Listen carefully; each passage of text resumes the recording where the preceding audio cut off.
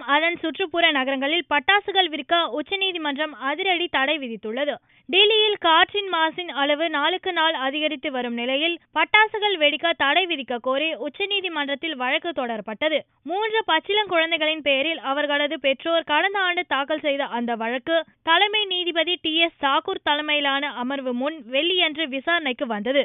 தீபாவளிக்கு அதிகாலையில் பட்டாசுகளை வெடிப்பதால் தங்களை போன்ற பச்சிளங்குழந்தைகளின் வாழ்வுரிமை பாதிக்கப்படுவதாக குழந்தைகளின் சார்பில் முன்வைக்கப்பட்ட வாதத்தை நீதிபதிகள் ஏற்றுக்கொண்டனர். டெல்லி மற்றும் அதை சுற்றியுள்ள நகரங்களில் பட்டாசுகளை விற்க தடை விதித்து நீதிபதிகள் உத்தரவிட்டனர்.